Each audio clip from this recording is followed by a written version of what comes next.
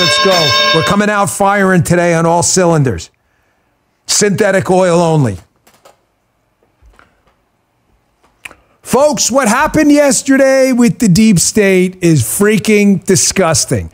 Jack Smith, who is the special tyrant to special counsel investigating the fake crime of the insurrection, Jack Smith was tasked with a job. You may say, as a special counsel in the DOJ, by the way, unconstitutionally appointed, this ridiculous human being who may be one of the worst lawyers in America, he has gotten his ass kicked in court on some of the biggest cases of our time because Jack Smith sucks. I know you're listening, Jack Smith. We have the biggest live show there. You suck. You're a legal embarrassment. You're a disgrace to the country. You're a laughing stock. Everybody thinks you're a joke. And your only chance at redeeming your shit, garbage, trash can reputation, because you're a laughing stock legal joke across the board, is to tyrannically, in this fascist manner, go after Donald Trump and try to interfere in this election. So what did they do? You see this article at Politico. They dropped what's known as a superseding indictment. Let me just translate the legalese, a guy who was in the justice system for a long time. You can basically charge someone and arrest them or detain them or bring charges via a few different documents in the government. You can do an information, you can do a complaint, or you can do an indictment. They all generally lead to the same thing, which is going to be charges, which will be a trial if you don't plea out. It's not that hard. You can also draw up a superseding indictment, which says, hey, we have some more stuff we want to give you. So the last thing you read, we're going to bring this one. An indictment typically is a little more serious than a complaint. A complaint's easier to dismiss. When it comes to a case like this, a serious case like this, not serious in that the charges are serious, serious in that we have a tyrant using the weaponized government system to interfere in an election, they'll typically use an indictment, which is a little bit harder to get rid of and dump. A complaint's kind of something you do last minute if you want to get an arrest warrant. That's what we did in the Secret Service a lot. The superseding indictment. I want you to understand, Jack Smith has gotten his ass kicked over this case in the courts. The Supreme Court has already told Jack Smith, hey, Jack, oh man, I want to say something so bad. I'm so sick of this guy's bullshit. I can't even tell you. It's like crazy when you have communists right in front of your face doing commie stuff, and the media is not willing to call it out. I mean, their sole job as the fourth estate is such obvious government corruption. He drew up this superseding indictment, which is basically just what Jack Smith says. It doesn't mean any of it's actually true. I can say anything. I could say, Guy's Jason Voorhees and has killed people up at Camp Crystal Lake. It doesn't mean it's true. It means the government says it. The government says a lot of bullshit. The government said Donald Trump colluded with the Russians in a pee-pee tip. The government said George Papadopoulos was some kind of freaking foreign spy. Only assholes believe that stuff. So Judge Chutkan, who's another disgrace to humankind, an absolute disgusting garbage person who obviously is not a judge. What did she do? She says to Jack Smith, yeah, we're 33 days before an election or whatever it is. You go out and put out this fairy tale document, unredacted, release it to the public because we want to make Donald Trump, who was questioning an obviously flawed election, we want to make it look like he stole this thing and caused an insurrection. This is the most disgusting act of election interference I've seen in a long time. You're waiting for an October surprise? Here it is. Here's the good news. There's good news with this? Yes, there is. Put up that Politico headline again. This thing's a nothing burger. Read it. It's a total joke. It's an embarrassing joke. There is nothing in there you haven't heard. And here's the hilarious part. There's nothing even in there even remotely surprising or shocking. Donald Trump was calling out basically a flawed election for what it was. A flawed election, which the Democrats have done in every presidential election they've lost since like 1492. Okay, I get it. You get the point.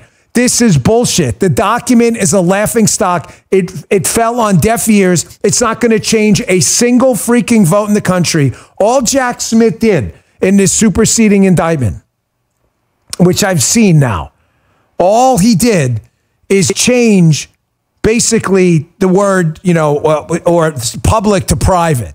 That basically Donald Trump was acting as his private self. Really? As the chief executive of the United States, it's his job to question an election if he believes there was corruption. That's his actual job, to go and enforce the law as the president and chief executive. Jack Smith's just a bag. He's a total canoe. He's an obvious fascist and tyrant right now. He's reaching and grasping, and it's kind of hilarious because they're trying to distract you right now. It's tragic, but it's almost funny, the desperation. You are only going to martyr this guy again, you assholes. Nobody believes you. People are laughing at you. Everybody thinks you're morons. And if we win this thing in 33 days, I am going to look back and laugh in Judge Chutkan's dopey face. Also, Jack Smith, for the freaking tyrant that he is. Imagine being this guy's neighbor, knowing you live next to a freaking hardcore hammer and sickle Soviet commie. What a disgusting piece of garbage this guy is. And you're a joke. You're a freaking joke. I make my point. Here's why Jack Smith's doing what he's doing. Disgusting Jack Smith. Jack Smith's doing what he's doing because he needs to distract you from four things going on right now in what I candidly believe may be the worst week in presidential election modern history for a candidate, and that candidate's Kamala Harris. I'm going to go through it one by one, but let me just lay out all four in the beginning because you know I hate teases. There's no time for it, and I don't like it. You just had on their watch a candidate and his vice president who ran on bringing back normalcy. Did they not? Liberal D-bags, did you not run on that? Biden and Harris were the chaotic Trump years. We're going to bring back normalcy, folks. We're going to be respected around the world again, as if we weren't before. And what happened? The minute oatmeal brains and this loser vice president got in office, the world is on freaking fire. The Russians invaded Ukraine. The Houthis are bombing up the Red Sea. You can't even, shipping lanes are closed. You can't. And what happened? The largest ballistic missile attack on a sovereign country in modern history just happened with the Iranians, who Biden's got his lips connected to their. Here's the Iranian ass. You see it, folks? Imagine Iranian ass right here. Here's the ass right here. Right? Here's Biden.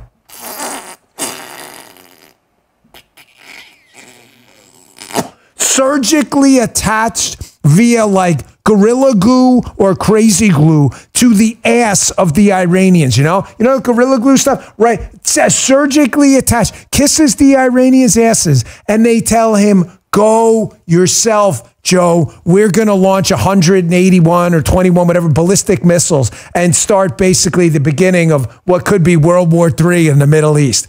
This is Joe Biden. This is the chaos president. So you got that, number one. And don't worry, I'll go through each of these one by one. You've got probably now the worst hurricane response in United States history, okay? You've got the U.S. government that is a $7 trillion theft enterprise. It steals $7 trillion of your money that Kamala Harris is running to expand. It's the biggest it's ever been. And it can't do an effing thing right. It can't rescue people in North Carolina, in South Carolina, in Tennessee, in Florida, in Georgia. It can't do shit. Why? Because it spent all its money on illegal immigrants and FEMA. Put this one up. Hurricane, put that New York Post. Hurricane Helene's death toll reaches 189. The deadliest storm since Katrina. I was told George W. Bush screwed up Katrina. By the way, I'm no Bush fan. He did not. Weird, because now, and 189, this is going to be the deadliest storm probably in modern U.S. history. And who's in charge? Oatmeal brains and his hapless, cackling joker vice president. They need to distract you. So commie Jack Smith, disgrace to humankind, one of the worst lawyers in America, drops a bullshit indictment so you won't be talking about this. But we are going to talk about this because we one-upped you, Jack, and you're losing. What are you, Jack, you going to take another trip to Subway? You take another trip to Subway, Jack? Try to look like a man of the people? Piece of garbage. That's what you are. Yeah, I called you that. That's what you are, little tyrant. You've got a massive port strike.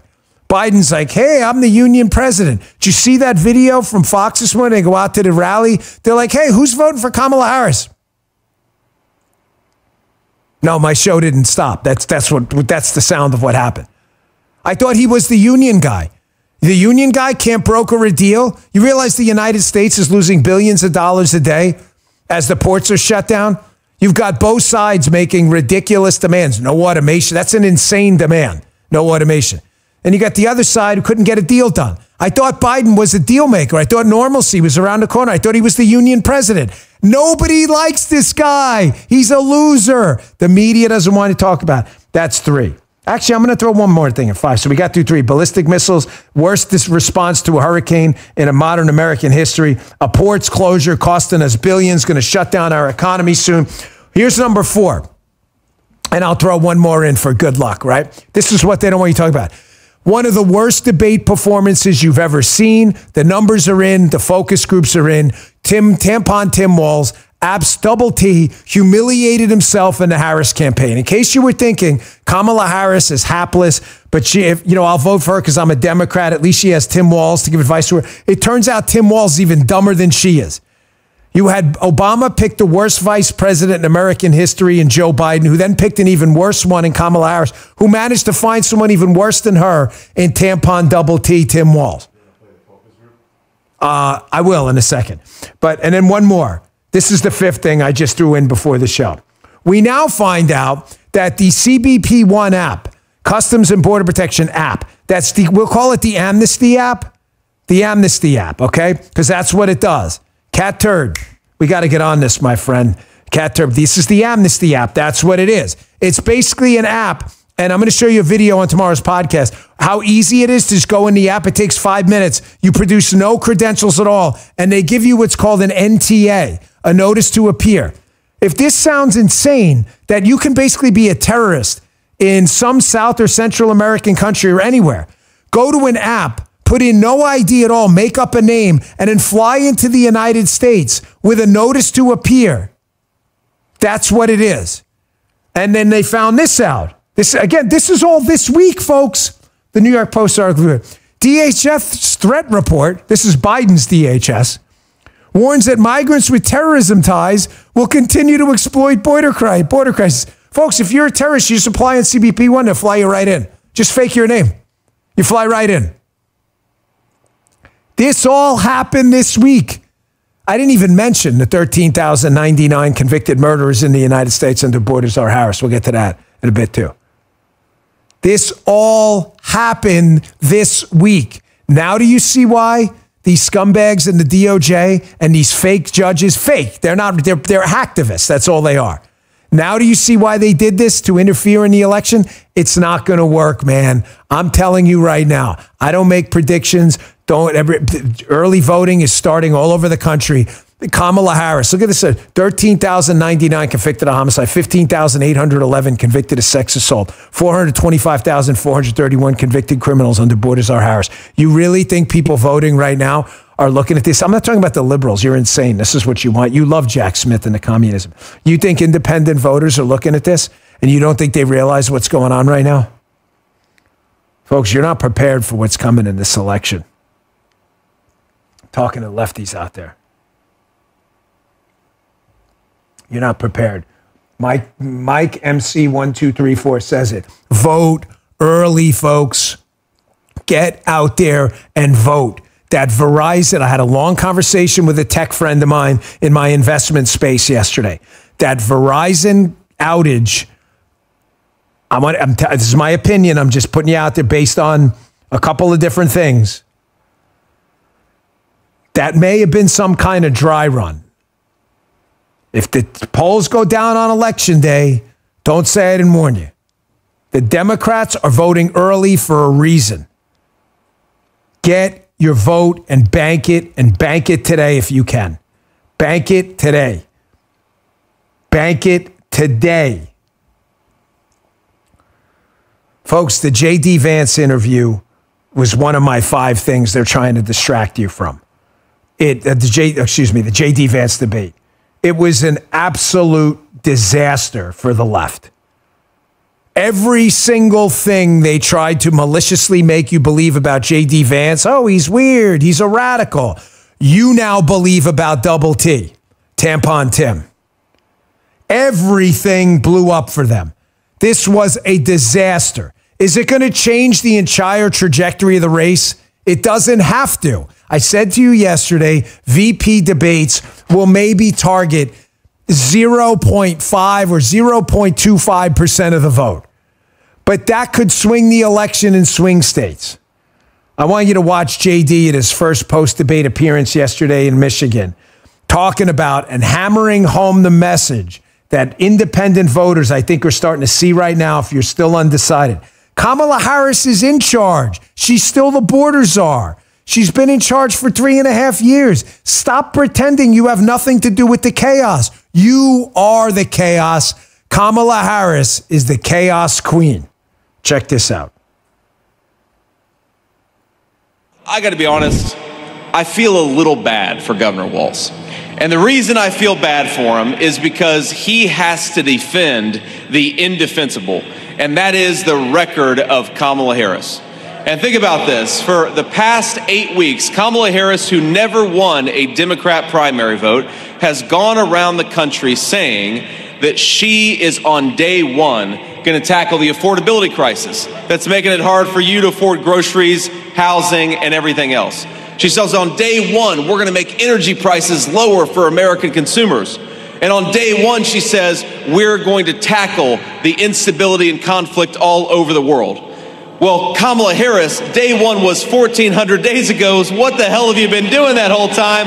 Why don't you get to work instead of just talking about... Ladies and gentlemen, you're my family, okay? You are. I have my family, my nuclear family, but you guys are my family. I don't get out much. I don't. Can you guys vouch for me here outside of hanging out with Arvin, the orthodontist? I don't get out much. I don't. It's not a sob story. I'm just not a social butterfly. It's a choice. You guys are my family. I told you guys, JD is just really, really good at this. I've known him for a while. We're not best friends. I don't mean in a bad way. I mean, we don't drink coffee together. Name droppers say and exaggerate their relationships. But I've known him for a while. He is just really, really good at this. If Donald Trump wins and the next 4 years we can turn the economy around, get us back on a solid global standing, rebuild our military, close our border, do you realize we have the chance for a 12-year run for Trump, for Vance? I don't want to reach too far. I don't want to get ahead of this next election. I'm just telling you, JD is really, really good at this. He knows and understands how to speak, how to lead, how to look the part, how to act the part, and how to talk the part. You may say, Dan, bring the receipts. That's your opinion. I got them coming up for you. I promise. I'm going to show you left-wing network coverage of focus groups after the debate. So you don't, the great part about this show, I have an opinion, but the opinion, and we always back it up with the receipts. Stay tuned. You're going to see what I mean. Hey, you don't need me to tell you life is precious. It could all get taken away in an instant. That's why I keep a 4-week emergency food kit from My Patriot Supply in my home. It's got everything my family could need during a crisis. With over 2,000 calories a day, there's enough to go around during times of social unrest, government crackdowns, or God forbid, an attack on a homeland. The food lasts up to 25 years in storage when it's ready whenever disaster strikes. I have a kit for every member of my family. Well, I live in a hurricane zone. We see these mass panics at the supermarket every hurricane season. You don't want to be walking into a supermarket with no food. Your kid's going, Mom, Dad, where do I get my food from? You can save $50 right now on the same 4-week emergency food kit I keep in my home for my family. Go to mypatriotsupply.com and save $50 on your 4-week emergency food kit. My Patriot Supply will send it over as fast as possible. Listen, I know my order showed up in 1 day. Ship's free too. Get your 4-week emergency food kit now at mypatriotsupply.com. Go today. mypatriotsupply.com. All right. Again, anybody's entitled to an opinion. They're like a-holes. Everybody's got one, okay? Can you back it up? I told you, JD, if a VP debate ever mattered, it was the one this week. They traditionally don't. And the target population of still undecided voters who maybe think the Trump team is too aggressive for them, they don't like mean tweets, came away with an informed, reasonable, very articulate candidate who made a guy, 20 plus years his senior look like an idiot on stage, probably more. Here's the focus group. Let's start out with CNN first. So you can't accuse me of bias. Oh, you're only playing Fox News or Newsmax. I am not. Here is a CNN focus group by Frank Luntz, who's about the swampiest Republican you're ever going to see. I'm sure, I don't even think he likes J.D. Vance. Here's a CNN focus group after the debate on what happened. Receipts incoming. In a post-debate focus group, an overwhelming majority said they thought that Vance won last night. Here's why. He's very battle-tested, very ready, and you can just see that he went to Yale, and he's very intelligent, and he reassured a lot of people, I think. Somebody else. It was a strong control of the facts. He ran the show. He remained steady during the whole performance, and I was very impressed with him being very sincere and authentic. He humanized himself and actually looked like a regular guy. Oh, Dan, come on, buddy. That's just one focus group on a left-wing communist news network that hates Donald Trump. Okay, let's go to a CBS panel. This is a shorter clip, I promise. But this was a CBS panel. CBS, again. I mean, probably to the left of CNN. They were the hacks and the goons that fake moderated the debate. There were actually 3 debaters. There was Tim Walz and the 2 CBS losers. Here's a CBS panel after the debate, basically saying the exact same thing. Short, but worth it. Check this out. Before the debate started, 2 of the voters said that they were going to vote for Trump. 2 said they would vote for Harris. 2 said they were undecided. But by the end of it, those 2 undecided said they would vote for Trump. As I says, receipts incoming. Folks, keep in mind the theme of the show. There are 5 things they're trying to distract you from. Do not get distracted. The missile attack in Iran as it blows up, the disastrous FEMA response, the port strike, the debates, and the notice to appear CBP app, which is basically the amnesty app. President Trump and JD, by the way, are really smart with the media. No more debates, folks. Debates are over. We should never, ever. Let's take a 150K on Dan's focus group. Are we at 150 already? Holy shit. Man, we're not even like half an hour into the show yet. You guys are the best. We were the #1 live stream in the world again yesterday with 186,000, almost double the next guy. That's to you. Much love, Bongino Army, man. Love you guys and ladies out there. You're the best. No more debates. Listen to me. No more debates, not now, but here's the difference, not ever. I asked this yesterday, but I'm going to ask it again. Poll in the chat, Bongino on the case. You are a command sergeant major in the Bongino Army, Bongino, so I need you, unlike Tim Walz, who was a fake one, okay? I need you guys to answer this question. Here's what we should do for all future debates. If a Republican presidential candidate, say it's J.D. Vance in 2028, just what it could be anyone, say it's J.D., okay? JD gets to pick from a list of 10 conservative opinion hosts. No more bullshit fake journalists. I don't want to hear from even journalists on the right side. I want to hear from opinion hosts because that's what winds up happening anyway. Mark Levin, you got Hannity, you got Glenn Beck, you got Shapiro, Matt Walsh. What's that? I would do it. A present company. I mean, I'd be happy to do it. Put my own name in, though, is kind of like, hey, look at me, and I don't want to sound like a dick. But yes, obviously, I would do it. The JD gets to pick 10 conservative hosts that will question the Democrat nominee. The Democrat nominee, same thing. They can pick their 10. Rachel Maddow, Chuck Todd, all obvious opinion hosts, because this is what happens anyway. No more debates like this. It's bullshit. This happens every time CBS comes in and goes, we're not going to fact check. We're going to do journalism. What do they ask? Here are the questions. J.D. Vance, how quickly is the world going to burn due to climate change? It's going to be 5 or 10 years. J.D. Vance, should a woman be allowed to kill a child 6 weeks after birth? J.D. Vance, every single question. Do the rich pay their fair share? There's not a single question about the massive, border crisis and actually what they did. Everything's slanted. So if it's going to be opinion host, make them opinion host. That's why I applaud Donald Trump for giving 60 Minutes the freaking double-barreled middle finger. Did you guys see this tweet? So 60 Minutes is like, hey, man, every year we invite the Democrat and Republican tickets to appear in our broadcast as Americans head to the polls.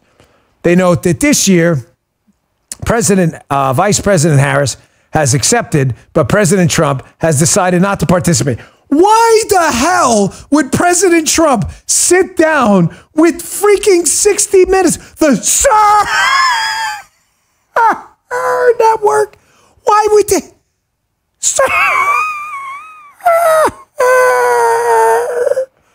Why would he sit down with the Sir Network again?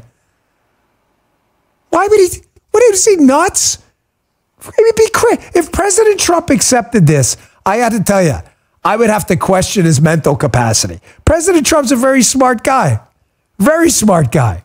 Of course, I'm kidding. He's a very smart guy. Of course, he's going to tell them to go screw themselves. By the way, October 9th, Wednesday, next week, 9:30 a.m. Eastern Time, we're doing it live. We're doing it live. Exclusively on Rumble, the biggest live stream event of the year. We're going to melt down the internet. Melt it down. October 9th, 9:30 Eastern Time. AM. Rumble.com/Bongino.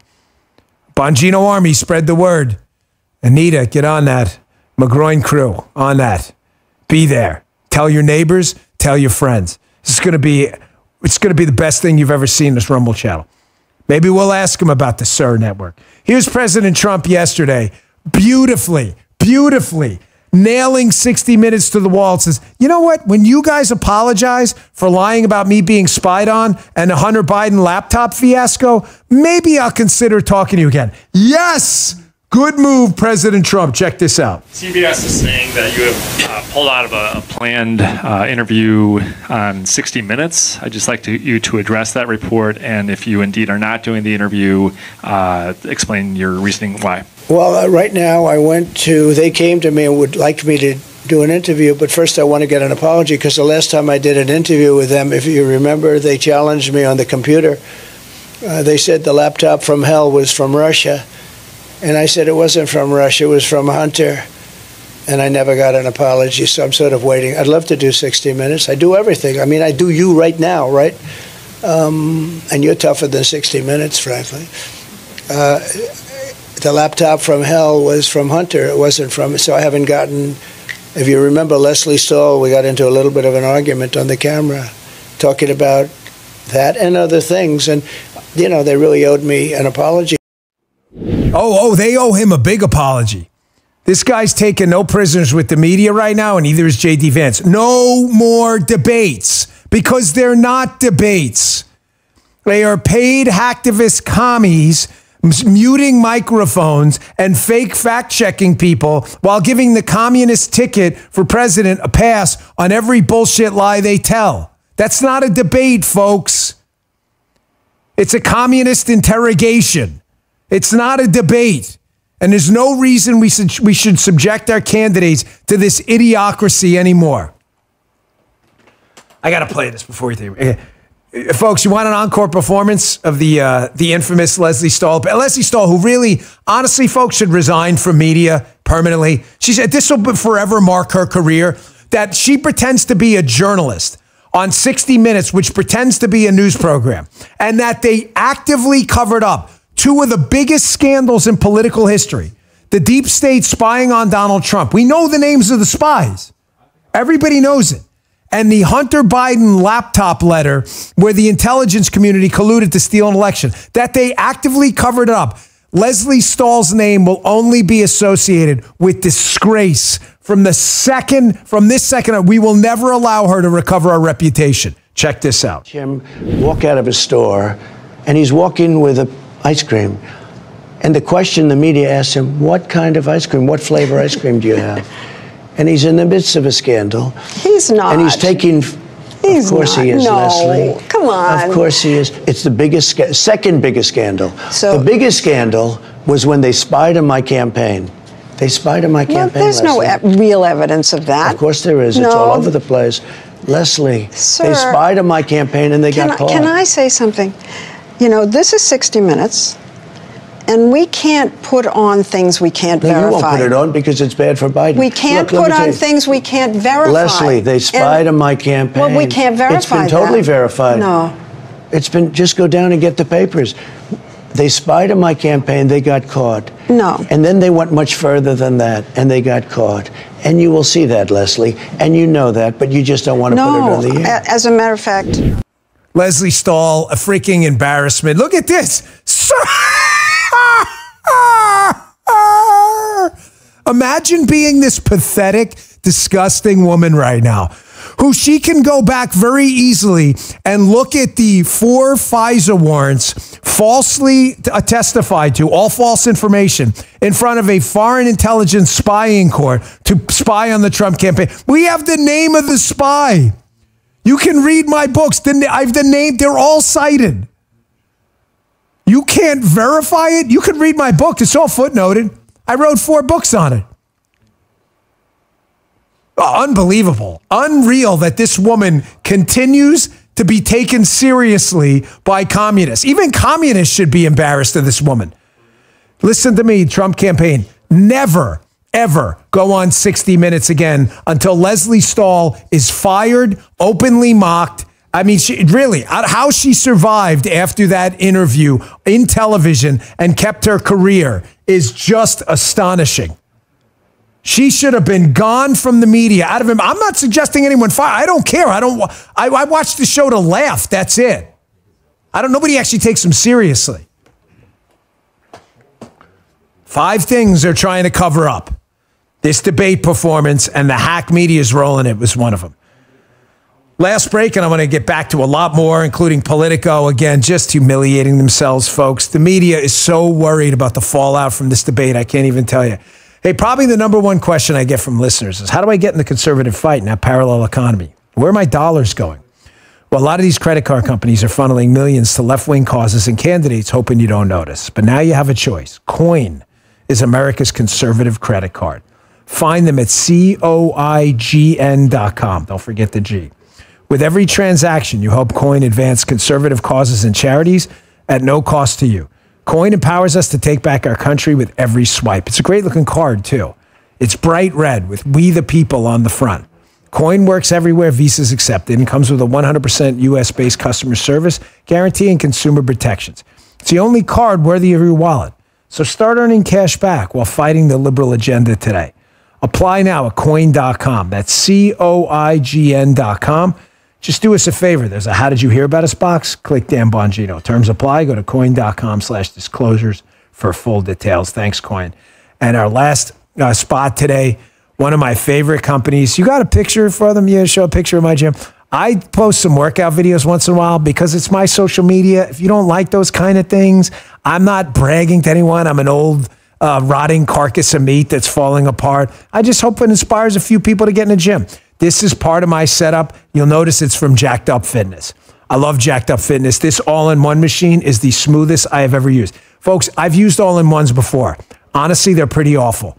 I used to see them in infomercials, and here's the thing about all-in-ones. They're none-in-ones because none of them work. This is the first machine I worked. I found them on Instagram. This is how they became a sponsor. I went in reverse. I found them. They didn't find me, right? And I started liking their stuff because I had heard so many good things about their product. Everything works better than the standalone. In other words, you ever do pull downs? You do chins on the pull down machine? This machine is clean. It is easy to use and super easy to set up. It's from Jacked Up Fitness. Don't worry if you don't know how to work out. Jacked Up also includes full body video workouts. You just push play and follow along. Jacked Up is a proud American company. These guys are donating 900 machines to Wounded Warrior Project. It's $1 million value. So if you're looking to take charge of your health, do what I do. The Jammer, by the way, if you want to watch some of the videos, the workout videos, you go to my Instagram or elsewhere, locals, you'll see me using the Jammer. Absolutely insane. Take charge of your health. Start working out today. Go to getjackedup.com, getjackedup.com. Here's an exclusive promo code to get 10% off. Use promo code Bongino, my last name, at getjackedup.com. Great company. Check them out. All right, back to the show. Folks, I tell you to flag it, but it's too late at this point. So I would say red flags in the chat, but it's difficult to flag things when things already happen. Yesterday I was going to tell you to flag it, but it's already happening. The media is now desperately trying to destroy J.D. Vance. They know J.D. Vance, and it's not, let me clarify. The media is now trying to destroy J.D. Vance because they thought they had destroyed him with the nonsense weird stuff, which in itself was like a really dumb line of attack. They're not worried anymore about J.D. Vance and the Trump ticket. Do you get where I'm going with this? After the debate, they're now worried about J.D. Vance in the next 12 years. Don't forget that. They're now freaked out because they put a full court press into decimating this guy.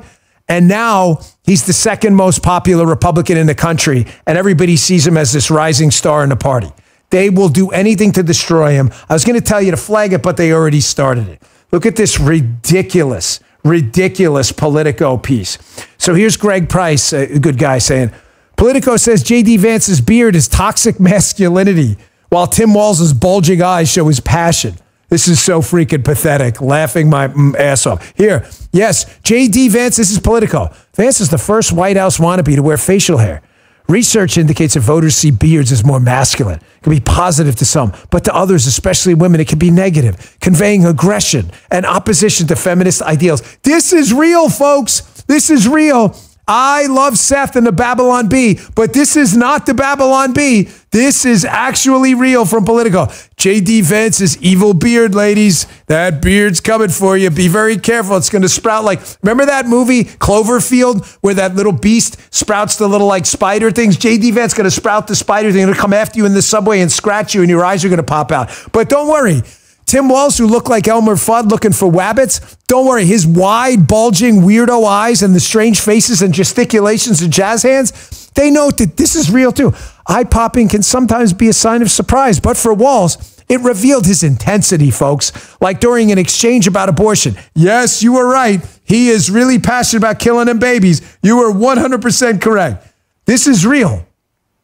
They will do anything to stop this guy. Anything. I want you to look at this too. CBS kicking itself in the balls. Look at this tweet. There's Tampon Tim, like Zeus with the lightning. Tampon Tim with his magic tampon. There he is. You can shove that up. There we go, Tampon Tim. Look at his tweet from CBS. So J.D. Vance fact-checked these two moron fake debate moderators who did not apparently know what the CBP1 app was. So CBS News says, during the vice presidential debate, Senator J.D. Vance claimed Vice President Harris became the border czar. CBS confirms this is false. Sir, she's not the border czar, sir. It's false, folks. Did you know that? So here's what I'm going to do for CBS, you effing dipsticks, okay? I'm going to do you a favor. I'm going to debunk CBS using no way, not CBS. Yeah, CBS. This is crazy. Put up that headline from CBS. CBS says that Kamala Harris is not the border czar. That is, in fact, fake. That's interesting. They say Harris was not asked to be the administrator or to oversee immigration policy and enforcement. Thank you for highlighting that, Guy. Let's throw that. Holy shit, that's a CBS article. Guys, did you fake this? Is that photo shit? No, it's not photo shit. Harris to lead administration's efforts to stem migration at border. A CBS News. Oh, wait, thank you. Let's compare these side by side. So CBS yesterday, folks, this is the same outlet. This is the same outlet. Kamala Harris was not asked to be the administration's border czar, state CBS. So it's false. Or asked to oversee immigration policy and enforcement. CBS, March 24, 2021. Harris to lead administration's efforts to stem migration at the border. Surely it's a typo, Michael. No, surely it's a typo. Maybe Tampon T with his magic tampon. He throws it like a lightning ball, like a football, like Mahomes throws a football. There we go. Tampon T, like Mahomes dropping back, evades the tackler, boom, zips it over to Kelsey, runs down the field. There you go. Throw the magic tampon into the boys' bathroom. Save the day from CBS. Now, showing you how ridiculous these losers are and why you should never, ever, ever, friends don't let friends believe the mainstream bullshit communist media. We put together again an encore performance of a little montage of the media calling Kamala Harris the border czar, which CBS says she's definitely not, even though we wrote an article about it. Check this out. Time Vice President and border czar Kamala Harris facing some backlash. And this will be her first visit to the U.S.-Mexico border region since she was appointed as the border czar by President Biden. President Biden tapped Kamala Harris, Vice President Kamala Harris, to be the border czar. They were very critical of Kamala Harris, especially in her role as border czar. Kamala Harris, who was appointed as the border czar czar. There has been so much criticism against Kamala Harris. You know, she was the border czar. I don't know what else Okay, I get it that the Bongino Army, you guys and ladies, believe me, I understand. I present the receipts and you all are reasonable people. But seriously, help me out here in the chat. Forget the liberals. They know she's the border czar. They're lying because they're just hierarchical communists. But if you're, say, a loose Democrat voter, how do you watch that and take the mainstream media, the communist media, seriously again? I just played for you clips of left-wing media people acknowledging she's the border czar with an article written about how she's in charge of the border with a fact check by CBS saying, no, we changed our mind. She was never the border czar. How do you take them seriously? Anyone in the chat have any? Do you wonder how anyone watches MSNBC, CBS, and takes this shit seriously? Do you notice now why they are so concerned with, quote, misinformation?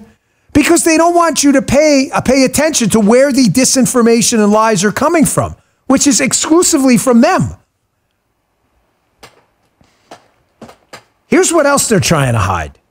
They're trying to hide the border disaster. They're trying to hide the ballistic missile attack, the port strike, the debates, the CBP-1 amnesty app, allowing terrorists into the country. They're trying to hide the fact that Joe Biden just said Kamala Harris was intimately involved in the day-to-day running of the country.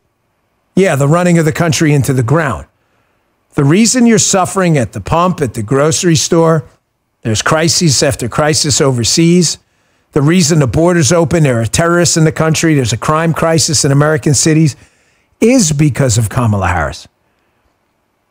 You don't think she had anything to do, by the way, with this Iranian unprecedented ballistic missile attack on Israel? How do you think the Iranians felt when this was Kamala Harris's message to the Iranians months ago? This is, folks, this is a very detailed, strong, forceful message up there with the Brandenburg Reagan speech. Check this out. The message to Iran. Don't. As President Biden said, just don't. Exactly. One word. Pretty straightforward. No, guys, not that one. The powerful speech. You know. What's the message to Iran? Don't. As President Biden said, just don't. Exactly. One word. Pretty straightforward.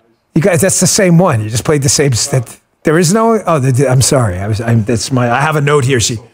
Someone sent I asked people to submit content suggestions at Facebook and Rumble. Somebody said, hey, play this video. It's Kamala Harris finally doing the right thing and showing how forceful she is on foreign policy. It was a mistake. I didn't realize it was that old interview where she don't. You have anything else to add? No, don't.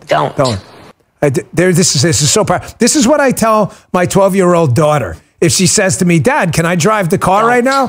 This is what I go, do me a favor, don't. And she this is not what I tell Iranian death to America people who are like, hey, I got an idea. Let's lob an unprecedented number of ballistic missiles into a sovereign country in the Middle East. Don't. Yeah, she's doing it now. And now the funny thing is, they're saying the same thing to Israel. Israel's like, I think it's time to take out the nuclear program. They're like, don't? Like, they don't know what else to say. They don't know this is Kamala Harris. This is why the media, Jack Smith, and fake Judge Chutkan launched this ridiculous, nonsensical document, this nothing burger laughing stock of a document superseding indictment yesterday. Of course, after Kamala Harris said don't, nothing happened. So here's the Fox report about the Iranians freaking out, having to deal with a potential President Harris. And here is the Iranians on TV saying, listen, we're going to calm this whole situation down. We definitely don't want to be retaliated against by Kamala Harris. She's such a strong, forceful leader. Here's the Iranians acquiescing. Play that if you will. So they have taken cover. There is a lot coming in over Haifa right now. And what we weren't understanding was whether or not the Iron Dome, if there's an Arrow 3 system that's taken this out, what's happening. But right now, nothing's hitting the ground. But there's so much of it. Wait, that might change. We have some kind of contact there. I don't know, Nate. But I know that you have the ability to tell us what's going on from even Tel Aviv. Again, we seem to have the wrong video. That seems to be a massive ballistic missile attack in a sovereign nation of Israel, while Kamala Harris said don't. So weird. This one I know is right, though, because it involves the worst press secretary easily in the history of the United States at this point. A woman who can barely spit out words in a coherent sentence. She speaks only in word salads. She makes names up. Senator Shorts, she makes words up, names up. Here she is. She's asked a pretty sound question like, hey, man, what are you doing to stop the Iranians from like blowing up the world? You know, they have nuclear weapons and stuff. They're right there. They're like on the cusp of potentially nuclear blackmailing the entire world. And Karine Jean-Pierre's like, oh, don't worry, we've sanctioned them. You have? That's fascinating because these sanctions that you actually are not enforcing, the Iranians are actually making more money off oil than they ever did. This is so weird. And she's like, yeah. Here, check this out. So Iran, obviously we saw what happened today. They've also have an active plot to assassinate one of the candidates in the U.S. election, which could be seen as a direct election interference. Is there any talk of consequences for Iran in terms of limiting their revenue, going after their oil exports? So look, you heard Jake speak to this on what there will be consequences. You heard Jake say this. This is an ongoing situation. He had to get back to his desk to make sure that he continues to monitor what's happening, occurring, having conversations with his counterparts as well in Israel. But incredible. The Iranians are making more money now on so-called sanctioned oil than they ever did. So what does that tell you? Tells you there's not really any sanctions at all. They're too busy kissing the ass of the Iranian death to America mullahs. And by the way, Google is interfering in the election yet again, trying to hide from you what I just said, these 5 things, one of them being the disastrous debate performance of Tampon T and the explosively good debate performance of J.D. Vance. Here's the Media Research Center, an outlet I love, Gabriella Parisau. Another one-off? Question mark. Google shows 100% left-leaning media in search for Vance day after VP debate. I'm sure it's just a big coinky-dink, folks. You understand liberals are morons, okay? You have 2 kinds of liberals. You have the commies that are doing all this on purpose. They love fake Judge Chutkan and fascist tyrant Jack Smith. They love what they're doing. The fact that I point out the fascism with the weaponized government and the fake acts of judicial whatever doesn't matter to them. But there are liberals out there who are genuinely stupid. I've debated them. I've seen them. I ran for office. They don't know anything. Here's a perfect example of what I'm talking about. Byron Donalds, who's a great conservative congressman from Florida District 19. That's a district I ran in. I know it well. Byron's a great guy, rising star in the Republican Party. Could be a VP, a presidential candidate himself one day. Could be the next governor of Florida. Byron Donalds goes on The Breakfast Club. It is a very, very popular show. Has a large minority audience. He goes on. Charlemagne's the lead host. One of his, I think, co-hosts, his female guest, has no idea that Kamala Harris is the cause of the inflation crisis. I'm not kidding. If you can blame one person, it's Kamala. She doesn't know that Kamala Harris, as the president of the Senate, the vice president for you liberals out there, is the president of the U.S. Senate. I know you don't know that, but they are. They cast the deciding vote. Kamala Harris, as vice president, cast the deciding vote on the American Rescue Plan, which did nothing but spill money into the economy that caused this inflation crisis. She didn't even know. But like us, Byron brought the receipts, even paper ones. Check this out. We're not really thriving right now. This inflation, which, by the way, was brought to us by Kamala Harris, has really slowed down people from being able to excel. By Kamala? Yes. Vice president. Oh, Charlemagne. It's still the president. Charlemagne, listen, man. When Joe Biden wanted to do his American Rescue Plan, Kamala Harris was the tie-breaking vote in the United States Senate. She broke the tie that started this inflation that has hurt so many people in our country. Everybody listening to your show. It's not true? First of all, it's you sure you want to go there? Tie-breaking vote. You sure you want to go there? Go outside, Congressman. When you go outside, you sure you want to go there? Okay, let's go there. You had it. You got notes. You got notes, Angela, right? That's fine. I have notes. I'm gonna give it. I'm gonna give it to Charlemagne. I have today I'm gonna give it to Charlemagne. Is that on every question. Notice this again. Liberals love to advertise their stupidity. Byron says I have notes. Byron brings out the actual paper of the vote count showing Kamala Harris, which she can look up herself but won't because they like being dumb, that Kamala Harris cast the deciding vote, that you can correlate the inflation crisis with the explosive government spending in the American Fake Rescue Plan and the Inflation Production Act. She was the deciding vote in both of them. If there was one person responsible that could have shut this thing down, it was Kamala Harris. And she didn't. She supported it. And she said, I have notes too. But notice, one person produced the notes, Byron Donalds. One person just talked. This is liberals every time, folks. Get ready for this one, too. Because they have their October surprises that are falling flat. No one cares anymore. No one's listening to them. There may be another one hiding there. I brought it up before. And sadly, and I do mean sadly, tragically, I think I'm going to be proven right. Folks, I told you this Sean Combs P. Diddy case was going to be a big deal because I hung around with the Clintons as a security agent. I'm obviously not a fan of theirs, but I had to do my job. When he was president, she was first lady. And they were around the entertainment community all the time.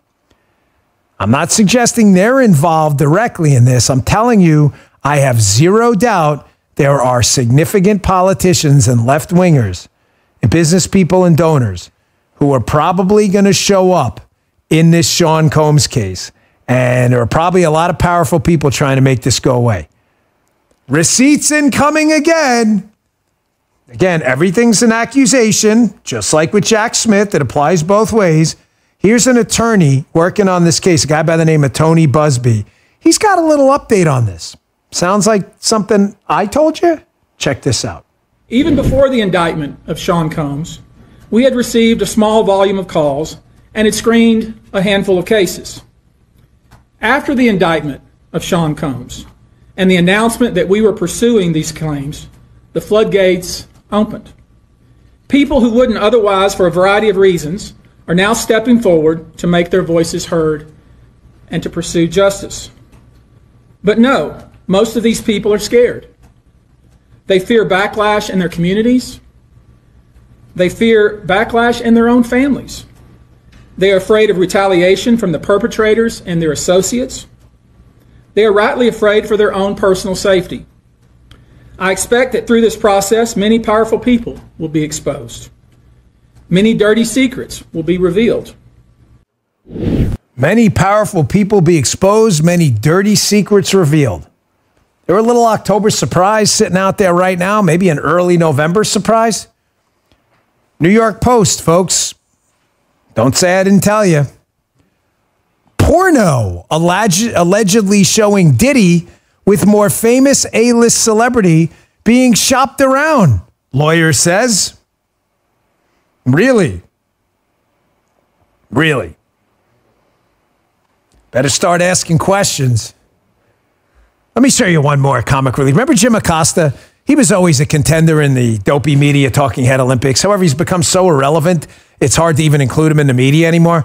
He made a little bit of a comeback the other day. He's very offended, not about the murders in the country due to Kamala Harris. He's very offended that we don't pronounce her name a certain way, and even though Kamala Harris has said her own name different ways 1,000 different times. Here he is with Corey Lewandowski. It's always good to end with a good laugh. Here's Acosta, who always, the pretend being offended act is great with this guy. Check this out. I can say that 13,099 murderers were let into this country, 16,000 rapists, 425,000 people in the last 4 years have been let into this country by Kamala Harris and Joe Biden's own Customs and Border Protection that are running around this country, Jim. The other thing, too, it's Kamala Harris. I don't know. Why do you guys say Kamala? That is, it's Kamala Harris. Jim, we know that they're committing crimes against Americans. Why can't these individuals talk about the individuals who've been killed by illegal immigrants? 13,099 murderers have been let into this country by this administration's own accounting, and you guys don't want to talk about it. Trump was right. There is no more debates. They clearly now are debating the mainstream media. They're debating academia, the entertainment community, the sports community, and also the two hapless buffoons who were on stage, Harris and Kamala. Now, during their separate debates. Now, it was funny because we came in this morning. Justin was like, you know what? JD won, but I'm not sure Walz did that terrible. And Michael said it best. Michael just nailed it. He did. What did you say, Michael? Michael's like, listen, man, I had to work last night. I only got to see it in clips, which, by the way, is how 99.999% of sentient beings in the cosmos are going to see this thing. And Michael's like, no way, dude. Walz got his ass kicked last night. I said, you guys, did you do that on purpose? Did you set up are they like bunt? Was it a bunt? Did they rehearse it? Like, let's impress Dan. Like like this isn't that kind of work environment. Like maybe we'll get like a raise if I don't know what they did. Did they coordinate this or something? Because I mean, that's not how I roll at all. These guys, they come in and they say exactly, the whole world saw the debate that way. Folks, last night, I want you to remember sound bites and snapshots. Last night's debate was targeted at maybe, and I'm serious here, listen to me, maybe 0.5% of voters out there. I'm serious. The overwhelming majority of people have already made up their minds. There is, however, a small sliver of people who, 1, will watch a VP debate, who 2 are undecided, and who 3 came in there with some significant pre-existing obstacles to voting Trump. It is small. Let's not kid ourselves. Last night was absolute destruction, but it was targeted at maybe thousands of people in a few swing states. JD had a plan. The left-wing communist media absolutely viciously attacked this United States Marine, this lawyer, this United States Senator, this guy who proudly grew up wrote a story about it called Hillbilly Elegy, grew up poor, drug addiction in his family, raised by his grandmother. They viciously attacked him as weird, which, coming from the left and wants to cut your kid's balls off, it was kind of a strange attack because no one on planet Earth has ever called J.D. Vance weird. Maybe a lot of things they've never called him weird. J.D. had one job last night. J.D.'s job was not to make Tim Walz look stupid. Tim Walz did that all on his own, trust me. That was not his job. It was not to go on attack against Walz. That was not his job. It may feel good, but that's only for us MAGA folks. We don't need it. We're already voting for him. Suburban moms, the 0.15% of the voters out there who are unconvinced, came away last night and said, holy shit, that guy could be president tomorrow. I promise you, none of them said that about Tampon Tim. Again, Trump was right. Here is the first soundbite of the night showing you why serious American voters practically all hate the media. This is why the debates are over. And I'm telling you now, tell me in the chat if you disagree. Yes, I'm right. No, I'm wrong. From now on, from this point on, in every presidential election cycle moving forward, there should be no more debates on hack left-wing media outlets. None. You want to do a debate? Here's what we do. You get one left-winger like a Rachel Maddow, and then you get like a Mark Levin. They're opinion hosts anyway. Maddow gets a question, Levin gets a question, and they question the opposite guy. That's the only way we're doing it from now on. Here's JD last night after CBS said, we're not going to try to fact check. Try to fact check JD, who is smarter than the 2 morons running the debate and absolutely owns them so much to the point they have to shut the microphone off to stop him from speaking. How do you think this looked to the 0.5% of people who are impressionable? You think this made the media look good? Check this out. Just to clarify for our viewers, Springfield, Ohio does have a large number of Haitian migrants who have legal status, temporary protected status. Well, Margaret, but thank you, Senator. We have so much to get to. Margaret, I think it's important because we're going to turn out of the economy. Thank Margaret, you. The rules were that you guys weren't going to fact check, and since you're fact checking me, I think it's important to say what's actually going on. So there's an application called the CBP One app, where you can go on as an illegal migrant, apply for asylum or apply for parole, and be granted legal status at the wave of a Kamala Harris open border wand. That is not a person coming in, applying for a green card and waiting for 10 years. That is the facilitation of illegal immigration, Margaret, by our own leadership. Thank you, Senator, for describing the legal process. We have so much to get to, Senator. Those laws have been on the books since 1990. Thank you, gentlemen. The CBP One app has not been on the books since 1990. It's something that Kamala Harris created, Margaret. Gentlemen, the audience can't hear you because your mics are cut. Folks, how do you think that looked? Again, this is not targeted at Justin. He made up his mind 8 years ago.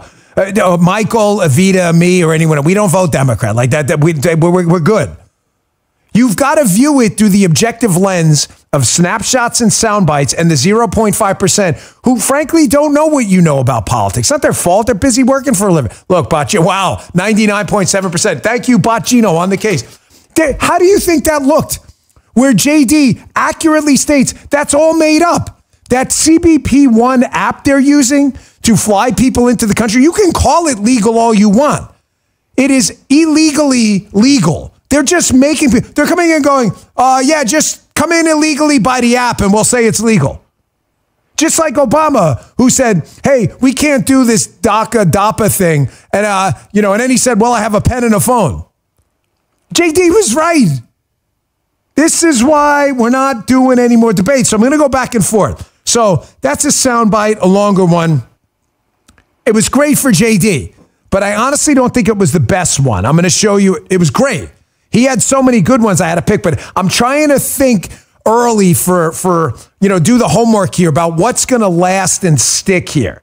What's the Stockdale moment? What's the, that Dan Quayle moment? You're no Jack Kennedy when he got nailed by, was it Benson? I'm trying to, and I think I've got it. But I want to show you the snapshots too. Again, who won the snapshots war? Michael came in this morning. He's like, I only saw it on highlights, and I thought the guy got smoked, Tim Walz. Tampon Tim got crushed, folks. If you just met him last night, tell me you didn't see Elmer Fudd.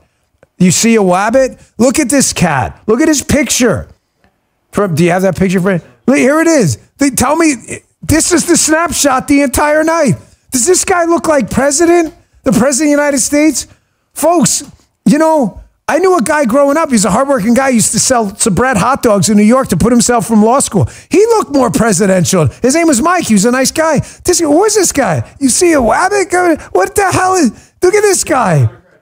This is the ticket. Thank you. Justin just did that. You got Kamala Harris looking like the teacher nobody could stand from third grade, and you got Tim Walz looking perpetually confused. Again, I'm not telling you like every snapshot from Trump and Vance was epic, that they had, they would like look like Zeus with lightning bolts. I'm just telling you, like in the snapshot wars, they keep losing. This guy is a goofball. Everybody saw he was nervous at the beginning of the debate, and he kept making these weird faces, and he does like the jazz hands gesticulations thing from Bring It On. It's like, remember jazz hands? They sell jazz hands? Yes, I have daughters. I've seen a movie many times. This is the weirdest thing. This guy's the weird one. Nobody came away last night going, man, that Tim Walz, I could see him negotiating with the Taliban. Nobody sees that. Nobody sees that. It was a mess. If you understand snapshots and sound bites, brothers and sisters, you are 100% with me. The guy is a numbnuts. I'm sorry. And I'm telling you that objectively. I don't know him. It's not personal. I'm just telling you, he came off nervous. I'll give you just one quick example too. Anybody out there, radio host, local radio station, have a podcast? I'm sure there's someone. If you are, put your name in the chat. I'll take a look. You know what I'm talking about. Tell me I'm wrong. When you are nervous on the radio, on a TV show, or on a podcast, when you're nervous, the audience can sense it. I don't want to waste a lot of time, but I'll tell you, the only time I was ever nervous on TV, only time, was the first time I filled in for Hannity on his Fox show. I had never done a show by myself, ever. And I'm walking in, it's right before Christmas, and I'm in Manhattan, I'm at Fox, and I'm walking in, I see this big Fox building, and it says outside Fox News. This is like, I don't know, 7 years ago, 6 years ago. It's a long time ago. And I'm walking in, for the first time it hits me, holy shit, man, you're going to be live on the air in front of 3 million people. You F this thing up, it's on you. And it was the only time, you go back and look, you'll see I was nervous. When you're nervous, people can feel it. Sorry about the story, but Walz was nervous, and everybody gets nervous with him. And nobody wants to feel nervous about a guy who's a heartbeat away from the presidency. Listen to your guy. I'm not going to steal you wrong, man. It was a disaster for Kamala Harris last night, who now must clearly regret picking Tampon Tim. Clearly. She had the opportunity to pick a Pennsylvania very popular governor in Josh Shapiro, who's bizarrely got a high approval rating for being a diehard liberal. And she picks this loser. Folks, this was really, really bad. I'm going to prove it to you again. My arch nemesis, Geraldo, and others. These are all liberals. He starts this clip out. Here's about a minute of the media reaction before we get back to the clips, because I want to set the battlefield. You think I'm crazy? Do you understand how bad the left-wingers 30 days prior to a campaign in the media just wanted to say Tim Walz did good enough, and don't hurt the election? They couldn't even do that. That's how bad of a performance it was last night. Listen to these lefties tell you, hey, man, not so great. Imagine how bad it had to be for them to say this. Check this out. There's no doubt in my mind, however Governor Walz did in terms of sincerity, that Vance won this debate. Does Governor Walz have a problem with the truth? No. They were talking at one point, Vance wanted to correct something about how Haitians got into this country. And he was right, and the moderators wouldn't let him correct it. It's very interesting. But at the beginning, the two issues driving the campaign right now are Harris has a big deficit on the economy, Harris has a big deficit on immigration, and Republicans were happy tonight and Democrats a little bit nervous that on those two issues, Vance carried it. J.D. Vance is much more experienced at this, at public speaking, at defending himself, at pivoting. It's the audacity. I agree with you that we're in year 9 and no one knows how to cover the audacity. The audacity is that someone should have said, stop it, stop. Are you effing kidding me? And they should have dropped that F-bomb, right? I mean, they should have just, this is a debate. This may be the only chance people have to see the difference.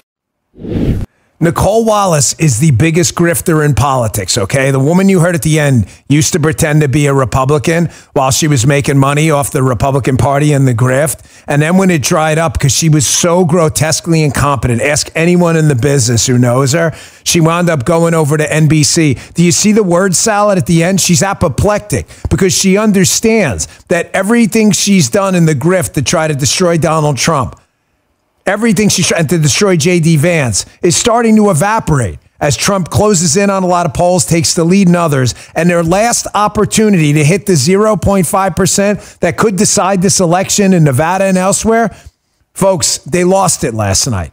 The initiative was lost with the 0.5%. It doesn't mean the election is lost for them. Let's not get cocky.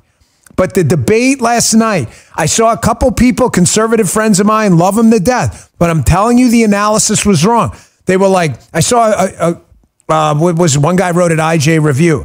He wrote, oh man, Vance lost the debate. He should have gone on the attack. Again, your analysis could not be more inaccurate. This was not designed for MAGA people. JD does go on the attack against the media, folks. That's what he does. When JD had the opportunity last night to speak to that little sliver of people undecided, he did exactly what he needed to do. It was a perfect game plan. I would have changed absolutely nothing. Now, here is what I'm pretty convinced, and time will tell, is going to be because you've been locked up already, the Reagan Mondale quip about age. I think this is going to be the soundbite that lasts. Tim Walz could not have answered this question any worse. Remember this. Snapshots and sound bites. Snapshots and sound bites. Snapshots and snapshots. Okay. But remember something else as well. One of my other golden rules of politics. The only damaging political narratives to a candidate that are going to cause real damage are ones that change your pre-existing notion of who that candidate is, okay? If you were going to pitch Walz as the folksy, honest, outdoorsy farmer, like ag guy next door who understands Midwestern values, then you don't want him seeming like a New York 1980s Times Square fake Rolex salesman who's always lying about everything. Yet, folks, it seems like every little detail of Tim Walz's life that they brag about, his military experience, his trips to Hong Kong, some Tiananmen Square hero, that it's all fake. It seems like he made it all up. Because he did.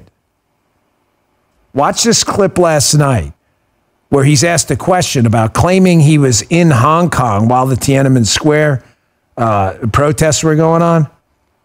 Listen to one of the worst answers you have ever heard in any debate, in any arena, in any space in politics on this rock we call Earth. Check this out. It's about trying to do the best you can for your community, and then it's putting yourself out there and letting your folks understand what it is. My commitment, whether it be through teaching, which I was good at, or whether it was being a good soldier or was being a good member of Congress, those are the things that I think are the values that people care about. Governor, just to follow up on that, the question was, can you explain the discrepancy? All I said on this is I got there that summer and misspoke on this. So I will just, that's what I've said.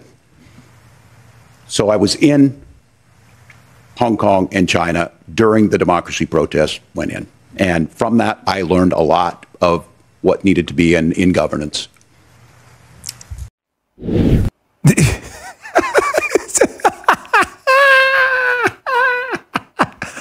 Folks, seriously, up there with Stockdale when he, couldn't answer a basic question why he was there.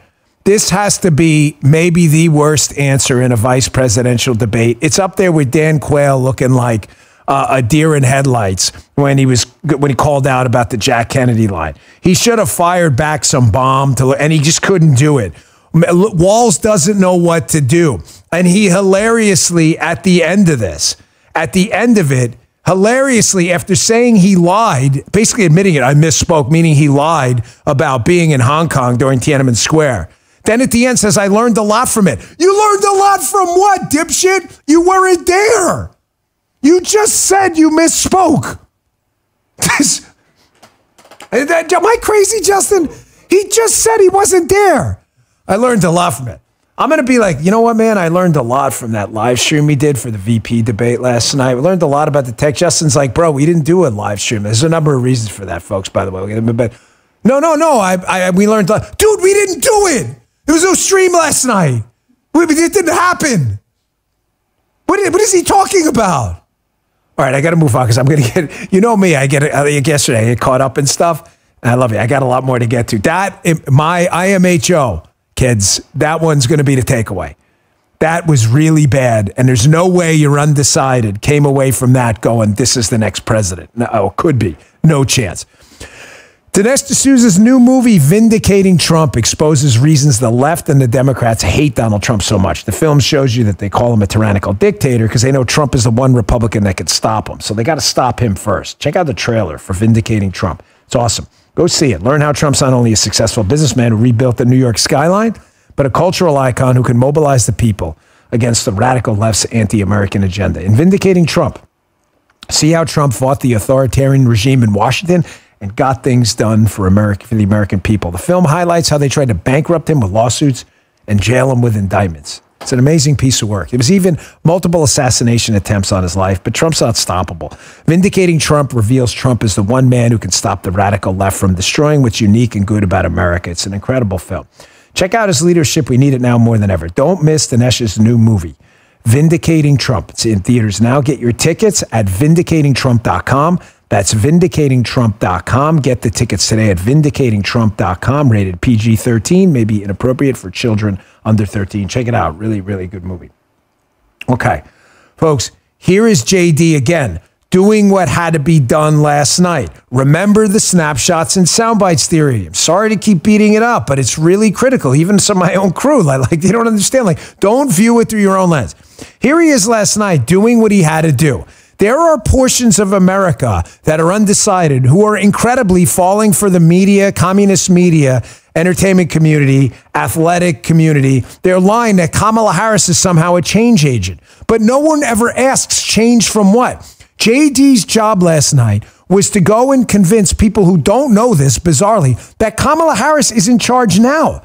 The Biden-Harris White House is a collaborative effort. Biden just said in an audio video clip we played the other day that there's nothing he does without Kamala. They're in charge now. So if you're miserable now, which the overwhelming majority of Americans are, it is because of Kamala Harris. Here's JD pointing this out, that saying, hey, Tampon Tim, you got a tough job here. How are you going to defend this shit? This was glorious. Check this out. Honestly, Tim, I think you got a tough job here because you've got to play whack-a-mole. You've got to pretend that Donald Trump didn't deliver rising take-home pay, which of course he did. You've got to pretend that Donald Trump didn't deliver lower inflation, which of course he did. And then you simultaneously got to defend Kamala Harris's atrocious economic record, which has made gas, groceries, and housing unaffordable for American citizens. I was raised by a woman who would sometimes go into medical debt so that she could put food on the table in our household.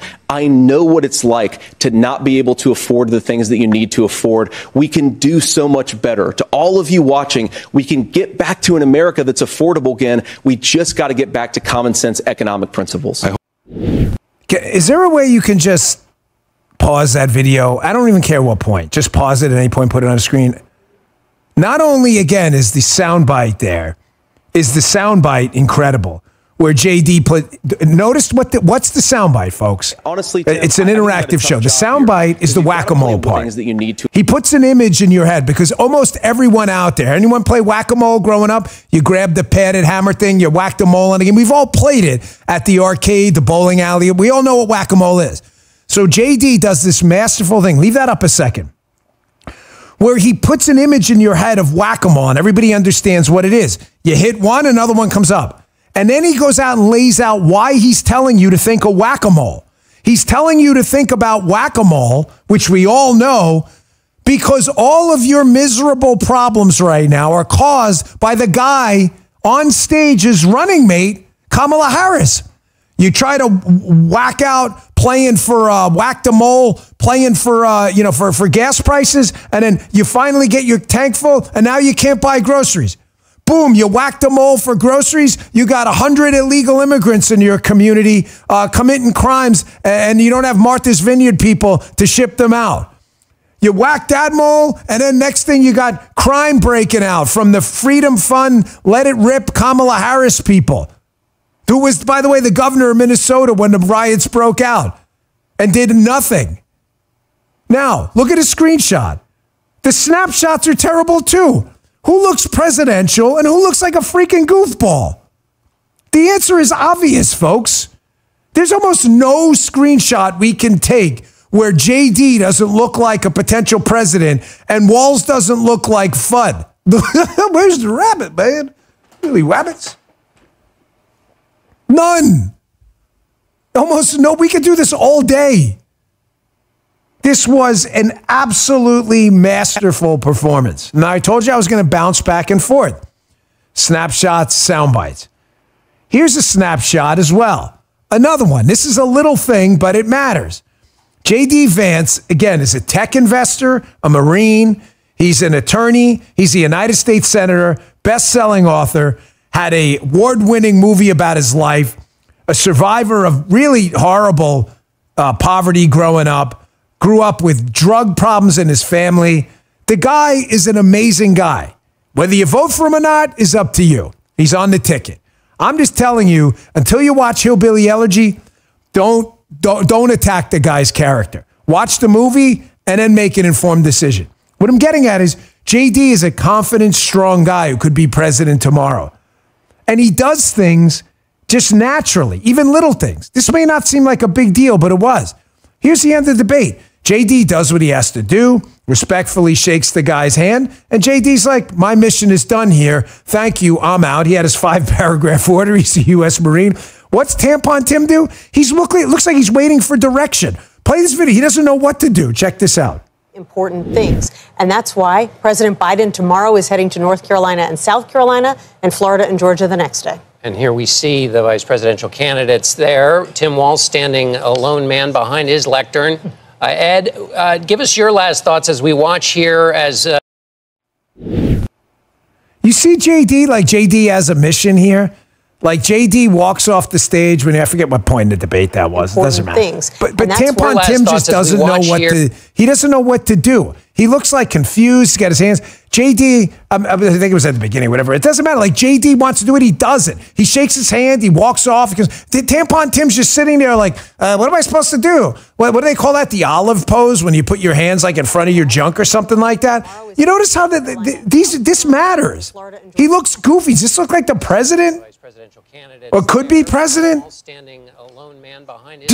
Folks, of course he doesn't. All right, I got more coming up next, including the Dilly meme team who put one out, because every single time Tim Walz thought he had an attack line, J.D. Vance came back and just absolutely checkmated his caboose and made him look even dumber. This is a short one coming up next, but another epic soundbite of how Tim Walz has a real problem. He can't get away from the fact that the running mate, Kamala Harris, is in charge right now. More coming up. Folks, a medical test can help reveal your body's biological age. It can show if you're aging prematurely. Better nutrition has been shown to help reverse one's bio-age. My hope of living longer and healthier is why I take, and I should say have been taking for a long time, Field of Greens, and one of my original sponsors. It's an organic superfood fruit and vegetable powder that you just put in a beverage and you drink it. Unlike these other ones, this is serious nutrition. Field of Greens was approved for a university study that doctors believe may lower your body's biological age. That generally means better health. Each fruit and vegetable in Field of Greens was selected by their doctors to help support vital body functions like heart, liver, kidneys, metabolism, and immune system. Only Field of Greens is backed by the Better Health Promise. At your next physical or checkup, I bet your doctor will notice your improved health from good nutrition. Like me, I showed you my blood work, as you saw it.